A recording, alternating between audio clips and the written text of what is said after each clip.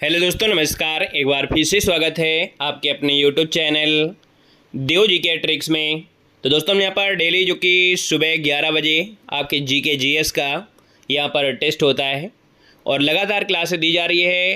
Revision क्लासें आपकी हैं, इसके पहले भी मैंने पढ़ाया है और जैसे ये रिवीजन आपका कंप्लीट होता है, आपकी पूरी नई तरीके से आपकी वो भी क्लास आपकी होगी, है ना। जितना हम चाहते हैं कि जितना पढ़ो उसको रिवीजन करते चलिएगा, है ना। पढ़ने से ही मतलब नहीं होता कि हम पढ़ते रहे, उसका रिवीजन भी ज़रूरी होता है। इसलिए आपके देखिए रिवीजन हो रहा है। अभी आपको अप्रैल माह से आपको नई क्लासें, साथ में आपको करंट अफेयर की क्लासें, है ना। जो भी चीज़ें आपका है बिल्कुल प्रैक्टिस सेट भी, जैसे आरओ का प्रैक्टिस सेट हो गया, हिंदी का जो आरओ का प्रैक्टिस सेट हो गया, है ना, वो सब चीज़ें आपको यहाँ पर मिलेंगी। इसलिए डेली जुड़िए, डेली पढ़िए और डेली रिवीजन करिएगा, है ना। साथ में थ्योरी भी पढ़िएगा। बाकी जो हम आपको टेस्ट सीरीज दे रहे हैं ऐप में से, उसमें भी आप जा सकते हैं। टेस्ट सीरीज आपकी फ्री है, किसी ऐप को परचेज कर लेंगे, टेस्ट सीरीज आपकी फ्री हो जाएगी, ठीक है ना। चलिए, गुड मॉर्निंग, जय हिंद, जय मां शारदे, हर हर महादेव, सभी को जय हिंद, खुश रहिए। तो चलिए फिर स्टार्ट करते हैं आज के सेशन को। थोड़ा सुपर फास्ट तरीके से हम लोग सॉल्व करेंगे, ठीक है। सभी को गुड मॉर्निंग। चलिए स्टार्ट करते हैं। पहला क्वेश्चन आपसे कह रहा है, अबुल हसन नामक चित्रकार किस शासक का दरबारी था। वन को ऑप्शन देखो आ रहा है और वन की अगर बात करते हैं तो दोस्तों याद रखिएगा, ये है ऑप्शन नंबर आपका सी, आपके जहांगीर के दरबार। क्या हो जाएगा, तो आप कहेंगे सर यहाँ पर जो ऑप्शन सी है कि जहांगीर, जो अबुल हसन नामक चित्रकार था, ये जहांगीर का दरबारी, तो ऑप्शन नंबर आपका सी यहाँ पर राइट हो जाएगा। और आपको याद होगा कि दिल्ली में फला फूले थे, है ना, मतलब ये दिल्ली में ही फले फूले। यहाँ पर देखा जाए तो इनका जो चर्चाएं रही वो दिल्ली में आपके रही। इसका ऑप्शन नंबर आपका सी राइट हो जाएगा। नेक्स्ट क्वेश्चन कराते हैं। क्वेश्चन आपका दूसरा दिया गया है और आपसे कह रहा है क्वेश्चन कि निम्नलिखित में से किन राज्यों की सीमा बांग्लादेश से मिलती है। दोस्तों ये बताइएगा कि बांग्लादेश की जो सीमा है ना, वो किन किन से किससे मिलती है। तो दोस्तों पहला आपका दिया है मेघालय, फिर आपका त्रिपुरा है, इसके बाद यहाँ पर आपका मिजोरम है और आपका असम है। मतलब आप कहेंगे सर यहाँ पर ऑप्शन नंबर आपका डी हो जाएगा। इनमें से सभी आपका आंसर राइट हो जाएगा, याद रखिएगा। नेक्स्ट क्वेश्चन आपके सामने है और आपके सामने आप गए हैं। यहाँ पर क्वेश्चन है कि पश्चिमी घाट की निम्नांकित पहाड़ियों का उत्तर से दक्षिण क्रम बताना है। आप लोग जब उत्तर से दक्षिण की ओर जा रहे होते हैं और कहाँ की बात हो रही है, पश्चिमी घाट की बात हो रही है। ये है आपका पश्चिमी घाट, है ना। और पश्चिमी घाट में हम लोग उत्तर से होकर नीचे को जाएंगे तो आप कहेंगे सर सबसे पहले जो आपकी घाट मिलेगी वो आपकी कौन सी हो जाएंगी। तो देखो यहाँ पर देखा जाए है, आपसे कह रहा है उत्तर से दक्षिण, है ना, उत्तर से दक्षिण है। तो यहाँ पर देखो नीलगिरी पहाड़ी, उसके नीचे इलायची पहाड़ी, फिर अन्नामलाई पहाड़ी है। मतलब ऑप्शन आपका नहीं, ये नहीं होगा।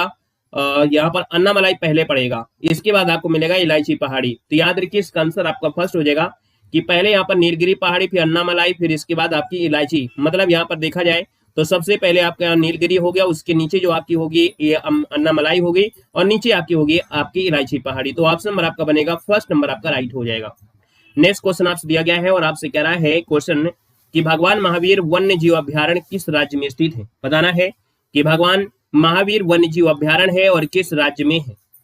4 नंबर दिया है और 4 का ऑप्शन भी आ गया है। तो आप कहेंगे सर ये आपके गोवा में है। कहां पर है, आपके गोवा में है। नोट कर लीजिएगा, जो भगवान महावीर वन्य जीव अभ्यारण्य है तो आपकी गोवा, जिसका ऑप्शन आ रहा है बिल्कुल सही हो जाएगा, गोवा बन जाएगा। नेक्स्ट क्वेश्चन आपके सामने है और आपसे यहाँ पर दिया है 5 नंबर में दिया गया है कि वर्षा का जल का पीएच मान कितना होने पर हम उसे अम्ल वर्षा की संज्ञा देते हैं। भाई ये बताइएगा, अम्ल वर्षा जो हम कहते हैं वो किसे कहते हैं। कुछ लोग तो क्लास में आते हैं, 2-4 क्वेश्चन पढ़ते हैं और जीके पढ़ने में मन नहीं लगता है तो वह क्लास में बाय बाय करके चले भी जाते हैं। यही है सच्चाई जीके की और यही है आपकी मेहनत की सच्चाई। देखो दिया है वर्षा जल का जो पीएच मान है कितना होने पर उसे अम्ल वर्षा कहते हैं। आप कहेंगे सर 5 नंबर है और 5 का ऑप्शन बनेगा जो आपका है आंसर बी नंबर है। याद रखिएगा 5 या उससे कम, 5.5 या उससे कम जो ऑप्शन है आपका बी नंबर है राइट हो जाएगा, याद रखिएगा। ठीक है, अगला क्वेश्चन आपके सामने है 6 नंबर और आपसे कह रहा है, यहाँ पर क्वेश्चन क्या दिया गया है उसको समझिएगा कि संविधान सभा के लिए चुनाव कब हुआ था। संविधान सभा के लिए जो चुनाव हुए थे वो कब हुए थे, तो याद रखिएगा ये जुलाई अगस्त के समय की बात है और 1946 में, जुलाई अगस्त 1946 ऑप्शन नंबर आपका बी यहाँ पर है राइट हो जाएगा। नोट कर लीजिएगा, जुलाई 1946 में ये संपन्न हुए थे। कैबिनेट मिशन योजना के तहत हुआ था ये जो आप संविधान सभा है, कैबिनेट मिशन के तहत हुआ। नेक्स्ट क्वेश्चन आपका दिया है 7 नंबर आपका है कि संविधान का वह कौन सा भाग है जिसे लागू करवाने के लिए सीधे व्यक्ति जो सीधे उच्चतम न्यायालय में जा सकता है। याद रखिए 7 नंबर का ऑप्शन जो आपका भाग 3 है, जो आपके मौलिक अधिकार होते हैं, मूल अधिकार होते हैं, भाग 3 में आते हैं और आर्टिकल नंबर जो आपका 32 होता है, इसके माध्यम से वो सीधे उच्चतम न्यायालय में जा सकते हैं। फर्स्ट नंबर आपका बिल्कुल सही हो जाएगा। क्वेश्चन नंबर आपका 8 है और आपसे कह रहा है स्वदेशी आंदोलन की शुरुआत किस अधिवेशन के बाद हुई थी? स्वदेशी आंदोलन की शुरुआत दोस्तों, ऐसा क्वेश्चन आपको बार बार मिल रहा है कि सर जो स्वदेशी आंदोलन की शुरुआत हुई इसकी अधिवेशन, तो आपका ये बनारस अधिवेशन के बाद है। किस अधिवेशन के बाद है? तो आपकी बनारस अधिवेशन के बाद। यहाँ पर जो आंसर है आपका सी नंबर है, राइट हो जाएगा दोस्तों, याद रखिएगा। कभी कभी आपका होता है प्रस्ताव पारित, तो प्रस्ताव पारित जो आपका हुआ था 1906 के कलकत्ता अधिवेशन में स्वदेशी प्रस्ताव पारित हुआ था, उसके बाद हुई। यहाँ पर आपका आंसर आपका सी हो जाएगा। क्वेश्चन नंबर आपका 9 है और आपसे यहाँ पर दिया गया है, कह रहा है कि चंपारण सत्याग्रह के प्रमुख किसान नेता कौन थे? जो चंपारण सत्याग्रह हुआ था उसमें किसान नेता जो आपके थे, याद रखिए, ये आपके थे राजकुमार शुक्ल। गुड मॉर्निंग सभी को, गुड मॉर्निंग। राजकुमार शुक्ल मतलब जिसका जवाब आ रहा है बिल्कुल सही हो जाएगा। उन्होंने ही महात्मा गांधी को चंपारण आने के लिए यहाँ पर निमंत्रण दिया था, है ना। ऑप्शन नंबर आपका फर्स्ट हो जाएगा। क्वेश्चन आपका 10 दिया गया है कि निम्नांकित में से कौन प्रत्यक्ष कर नहीं है?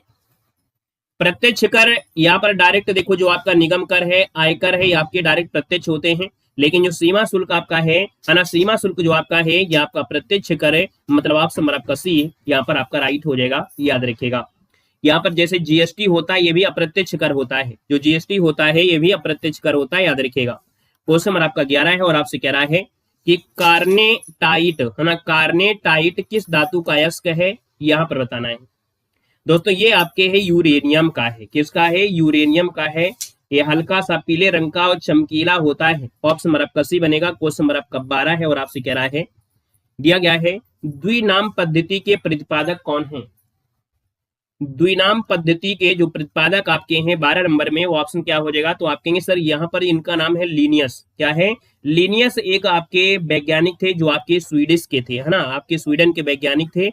इन्होंने यहाँ पर जो द्विपद्धति नाम दिया था और यहाँ पर जो आंसर आ गया है आपका आंसर बी राइट हो जाएगा। क्वेश्चन नंबर आपका 13 है और आपसे कह रहा है कि किस संविधान संशोधन द्वारा एक ही व्यक्ति 2 या 2 से अधिक राज्यों का राज्यपाल बनाने संबंधी प्रावधान किया गया है?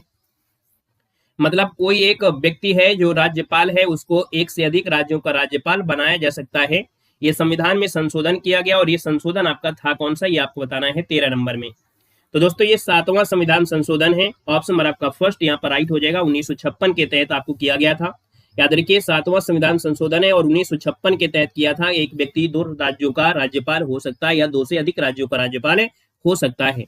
क्वेश्चन नंबर आपका 14 दिया गया है और 14 की अगर हम बात कर लेते हैं तो ऑप्शन में से क्या बनेगा? चलो यहां पर अगर हम बात करते हैं क्वेश्चन में से, तो क्वेश्चन आपसे क्या कह रहा है? बिहार में पंचायतों की वित्तीय स्थिति का पुनरावलोकन करने के लिए निम्नलिखित में से कौन राज्य वित्त आयोग का गठन करता है? बिहार में जो पंचायतों की जो वित्तीय स्थिति है इसका पुनरावलोकन करने के लिए कौन राज्य वित्त आयोग का गठन करता है? 14 नंबर दिया है और 14 की बात करते हैं तो ऑप्शन सी हो जाएगा, ये राज्यपाल होते हैं। कौन? ये राज्यपाल होते हैं। ऑप्शन नंबर आपका सी यहाँ पर राइट हो जाएगा, याद रखिएगा। यहाँ पर तुलना हम लोग बिहार से इसलिए करते हैं क्योंकि काफी चीजें आपकी बिहार से मिलती जुलती हैं, लेकिन जो डिफरेंस है वो आपकी कहीं ना कहीं आपकी इसमें देखने को मिलती है। लगभग अदर राज्यों में सब कुछ लगभग सबका सेम रहता है, लेकिन जो डिफरेंस आपका है वो बिहार आपका पड़ोसी है, इस वजह से उससे डिफरेंस भी आपको मिल जाता है। गीत गोविंद के रचयिता जो आपके जयदेव है किस शासक के दरबारी थे? आपके सर 15 नंबर दिया है और 15 का ऑप्शन डी हो जाएगा, लक्ष्मण सेन के दरबारी थे। डी नंबर लक्ष्मण सेन बनेगा। चंद्रगुप्त द्वितीय मत लगाइए भाई, ये बहुत बार बताया गया है सर, गीत गोविंद है ये लक्ष्मण सेन के दरबार में। ऑप्शन नंबर आपका डी बनेगा। क्वेश्चन नंबर आपका दिया है 16 और आपसे कह रहा है कि हंटर कमीशन की रिपोर्ट में किसके विकास पर विशेष जोर दिया गया था? ये जो हंटर कमीशन आया था ये किस पर फोकस किया था? तो ये फोकस था जो आपकी प्राथमिक शिक्षा थी, पीआरटी पर फोकस किया गया था। ऑप्शन नंबर आपका सी हो जाएगा। Good morning, good morning, welcome है, वेलकम है, सभी लोग आइएगा, वेलकम है। भारतीय संविधान के अनुच्छेद 244 से संबंधित है, बताएगा कि जो आपका अनुच्छेद 244 है इसका संबंध किससे है? दोस्तों याद रखिएगा, जो अनुसूचित क्षेत्र है और अनुसूचित जनजाति क्षेत्रियों का जो प्रशासन होता है उसके बारे में आपका जुड़ा है। फर्स्ट नंबर आपका यहाँ पर राइट हो जाएगा। अनुसूचित क्षेत्र और अनुसूचित जो आपकी जनजाति क्षेत्र का प्रशासन से दिया गया है। क्वेश्चन नंबर आपका दिया गया है, आपसे कह रहा है कि बिहार में पंचायत का मुखिया अपना त्यागपत्र देता है। दोस्तों याद रखिएगा, यहाँ पर बिहार में जो पंचायत का मुखिया होता है ना, वो मुखिया जो अपना त्यागपत्र देता है जिला पंचायत राज पदाधिकारी को देता है। जैसे आपके उत्तर प्रदेश में होता है। पंचायत की अगर बात करते हैं, पंचायत का जो मुखिया होगा है ना, वो आपके जिला पंचायत राज पद अधिकारी। यहाँ पर आंसर आपका डी इसका राइट हो जाएगा। क्वेश्चन नंबर आपका दिया है 19 और आपसे कह रहा है कि निम्नलिखित में से कौन सा देश है जो भू आवेशित नहीं है।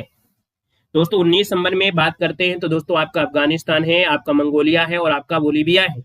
ये ऐसे देश हैं जो आपके भू आवेष्टित हैं, लेकिन आपका जो रूस है ये आपका इसमें नहीं हो जाएगा। यहाँ पर जिसे बोलते हैं भू आबद्ध या स्थलरुद्ध, है ना, तो यहाँ पर आंसर आपका डी जो आपका रूस है आपका इसमें नहीं आएगा।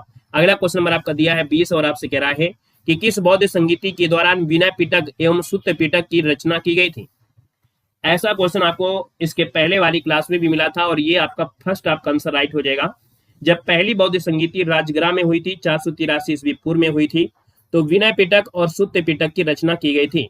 जो आपकी चतुर्थ आपकी थी यहाँ पर संगीति, उसमें आपकी हीनयान और महायान को अलग किया गया था, लेकिन यहाँ पर आपसे कह रहा है विनय पिटक सुत्त पिटक की रचना, तो आपका फर्स्ट हो जाएगा जो राजगृह में हुई थी। क्वेश्चन नंबर आपका 21 और आपसे कह रहा है कि 1937 के जो प्रांतीय चुनाव के बाद कांग्रेस ने कुल कितने प्रांतों में सरकारें बनाई थी। याद रखिएगा यहाँ पर जो कांग्रेस थी इसने आपके 8 प्रांतों में अपनी सरकार बनाया था, है ना। यहाँ पर जो आंसर आपका दिया है वो आपका सी हो जाएगा, 8 प्रांतों में से, है ना। यहाँ पर आंसर नंबर आपका सी राइट हो जाएगा, याद रखिएगा, ठीक है ना। और अगले क्वेश्चन में आते हैं। क्वेश्चन आपसे दिया गया है 22 नंबर है और आपसे क्या दिया गया है, यहाँ पर बताना है कि एक जीन एक एंजाइम सिद्धांत किसके द्वारा प्रतिपादित किया गया। ये जो प्रतिपादित किया गया था दोस्तों आपके याद रखिएगा बीडल और टैटम के द्वारा। नोट कर लीजिएगा, यहाँ पर वाटसन क्रिक मत लगाइए, क्योंकि यहाँ पर बात यहाँ पर डीएनए और आरएनए की नहीं हो रही है, यहाँ बात हो रही है एक एंजाइम की बात हो रही है। और एंजाइम सिद्धांत जो आपका है वो आपके बीडल और आपके टैटम ने दिया था। यहाँ पर देखा जाए तो जॉर्ज डब्ल्यू बीडल और एडवर्ड टैटम कहा जाता है, 1941 में इन्होंने यहाँ पर दिया था। ऑप्शन नंबर आपका सी आपका बनेगा। क्वेश्चन नंबर आपका 23 है और आपसे कह रहा है सर जी ये बताइएगा सुमेलित कौन सा है।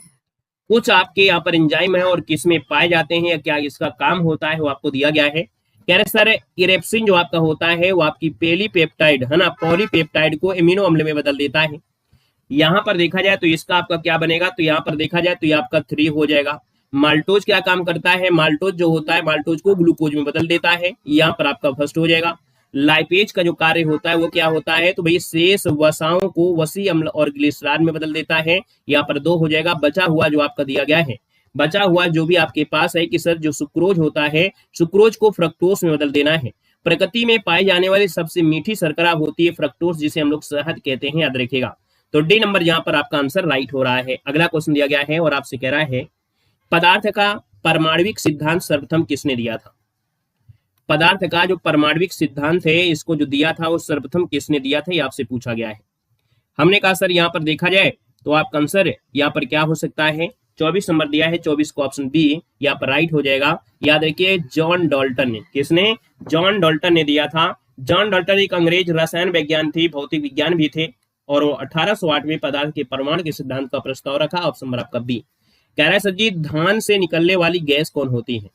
जो धान के खेत होते हैं और धान के खेत में से निकलती है एक गैस निकलती है, और ये गैस जो होती है मीथेन गैस होती है और नाइट्रस ऑक्साइड भी होती है। तो आप कहेंगे सर यहाँ पर देखा जाए 25 नंबर और 25 को ऑप्शन लगभग सभी का सही है, यहाँ पर बी नंबर मीथेन आपका आंसर राइट हो जाएगा। क्वेश्चन नंबर आपका 26 है और आपसे कह रहा है यहाँ पर क्वेश्चन है कि गुरुत्वाकर्षण बल निम्नलिखित में से किस स्थान पर सबसे ज्यादा होता है। क्लास के बाद जो भी समस्या हुआ करे आप क्लास के बाद पूछा करें, मतलब कैसे सप्ताह हो गया ना, बीच में डिस्टर्ब हो जाएंगे। क्लास के अंत में जो भी आपकी समस्या हो पूछा करें। हमने कहा गुरुत्वाकर्षण बल है और ये किस स्थान पर सबसे ज्यादा होता है, तो जो आपका ध्रुव होता है ना, ध्रुवों पर सबसे ज्यादा होता है, भूमध्य रेखा पर सबसे कम होता है, और करोड़ पर जो आपका बिल्कुल 0 होता है। तो इसका आंसर आपको डी देना है। और अगला क्वेश्चन है सूची फर्स्ट को सूची सेकंड से सुमेलित कर लेना है। कह रहे सर जी बताइए विटामिन B1 जो आपका होता है, विटामिन B1 को बोलते हैं थायमिन बोल देंगे, क्या बोलेंगे, विटामिन B1 है और विटामिन B1 को जो बोलते हैं वो क्या बोल देते हैं, तो आप कहेंगे सर इसको थायमिन बोलेंगे। विटामिन B3 जो आपका है इसको हम लोग निकोटीन अम्ल बोल देते हैं, निकोटीन अम्ल बोलते हैं। विटामिन E जो होता है उसको हम लोग टेकोफोराल बोल देंगे, और विटामिन K होता है सिप्रिक्विलोन बोल देंगे। मतलब आपका जो आंसर बनेगा वो आपकी किसके साथ जाएगा, फर्स्ट नंबर के साथ चला जाएगा। अगला क्वेश्चन आपसे दिया गया है और आपसे कह रहा है कि ध्वनि की चाल निर्वात में कितना होता है।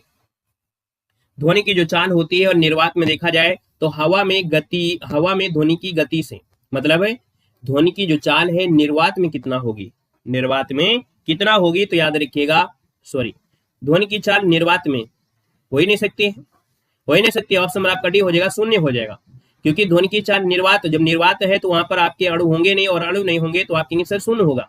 जैसे चंद्रमा पर होता है, वायुमंडल नहीं होता है, चंद्रमा पर जैसे वायुमंडल नहीं होता है, उसी प्रकार ध्वनि की चाल निर्वात में भाई क्या होगी, शून्य होगी। ऑप्शन नंबर आपका डी हो जाएगा।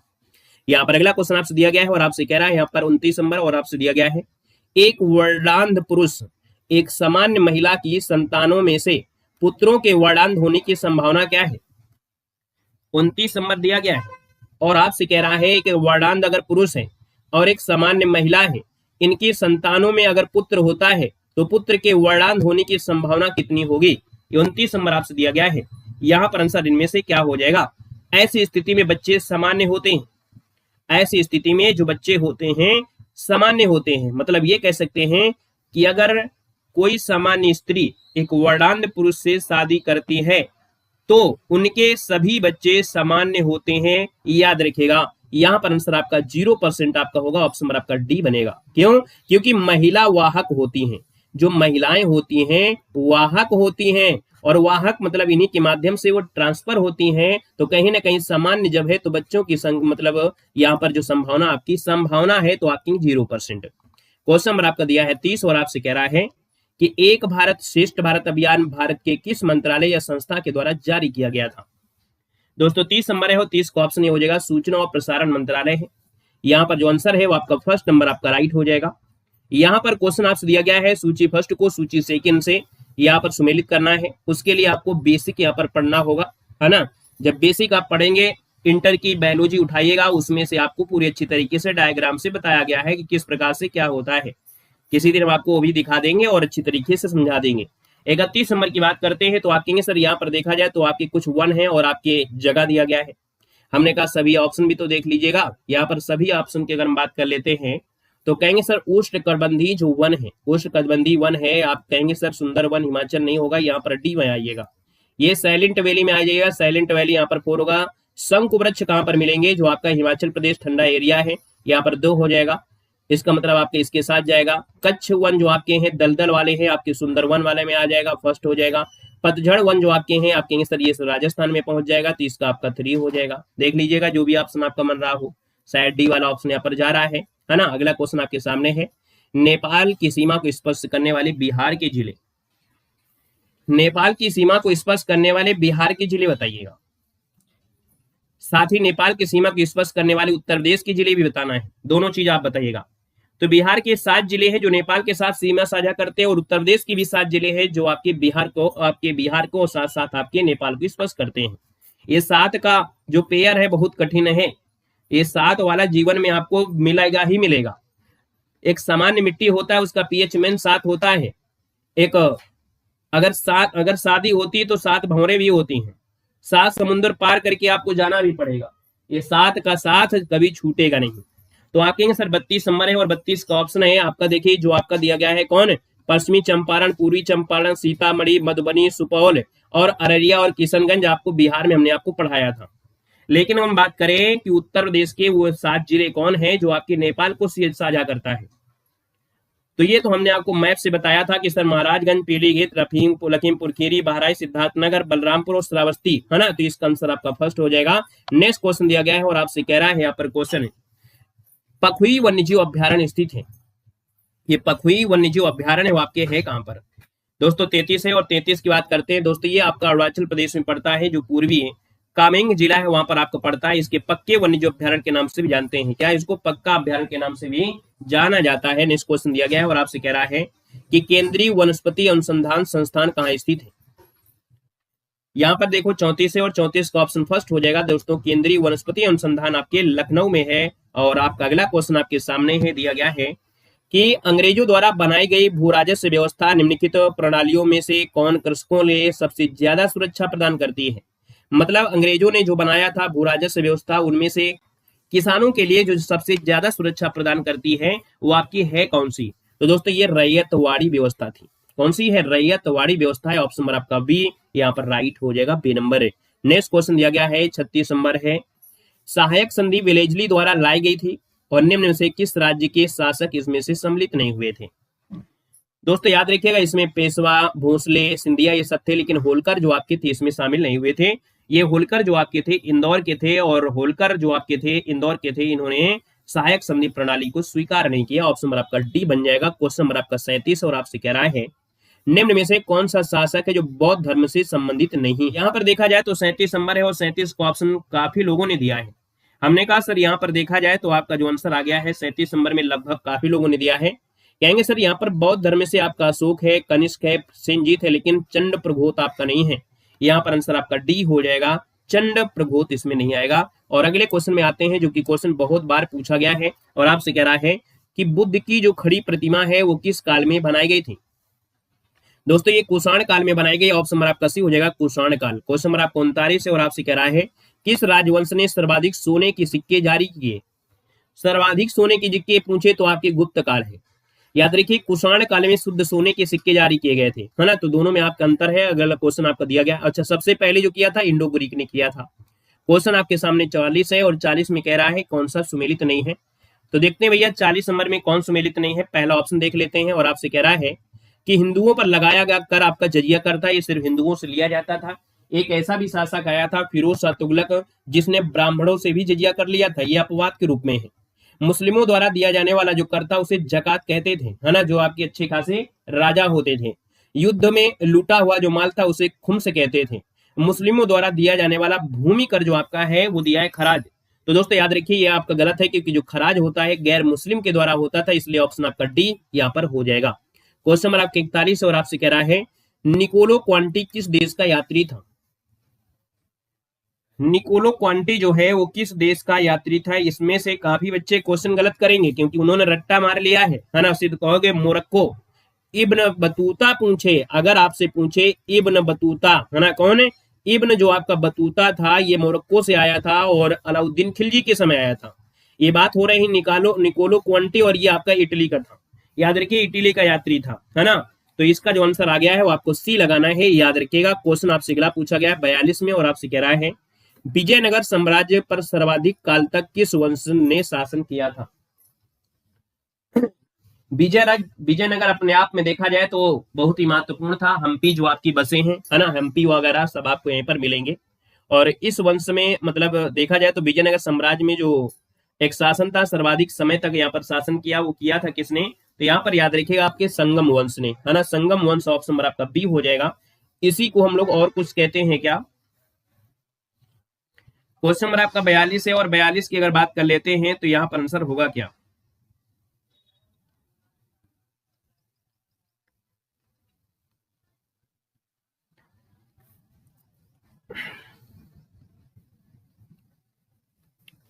चलो इस वाले क्वेश्चन में भी थोड़ा सा डाउट लग रहा है ना। क्वेश्चन नंबर आपका जो 42 है इस क्वेश्चन में थोड़ा सा में डाउट लग रहा है। एक बार सभी लोग इस क्वेश्चन को एक बार फिर से पढ़िएगा, और पढ़ने के बाद इसको आंसर देना है, क्योंकि ये आपका एग्जाम में पूछा गया था तो इस क्वेश्चन में थोड़ा सा डाउट आया। ठीक है, इस क्वेश्चन में थोड़ा सा डाउट आया था, और अब ऐसे चेक करना पड़ेगा। यहां पर देखा जाए तुलु वंश का जो शासन काल रहा वो कब से कब तक रहा? तुलु जो वंश रहा है वो आपका 1505 से। देखो अब ऐसे स्थिति में क्या करना है कि हमको भाई क्वेश्चन कभी कभी ऑप्शन के अनुसार, जैसे मान लो अगर ये ऑप्शन ना दिया होता तो हम ऑप्शन बी सही कर देते, लेकिन यहाँ पर ऑप्शन तुलु भी दिया है और आपका संगम भी दिया है और पीवाई की क्वेश्चन आपका पूछा गया है। तो भाई पीवाई की क्वेश्चन है, लेकिन ऑप्शन क्या है इसको भी देखना है ना। तो हम लोग यहाँ पर इस भी देखेंगे कि तुलु वंश जो आया वो आपके 1505 से आया था, और इसके बाद आपके कितने, तो आप कहेंगे सर 1570 ईस्वी तक आपका चला था। अब हम आप कहेंगे संगम वंश का जो शासन काल रहा वो कितने वर्ष का रहा? तो संगम वंश की अगर हम बात करते हैं तो आप बताइए संगम वंश का कुल समय देखा जाए तो आपका कितना रहा था? संगम वंश कब से कब तक था? तो यहां पर देखा जाए पहली से लेके द्वितीय,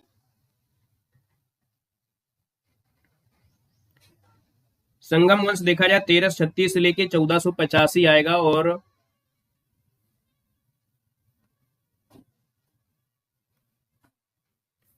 संगम वंश का शासनकाल कब से कब तक रहा? बताइए भाई। चलो 1336 से 36 से 56 तक और बुक का प्रथम रहे हैं।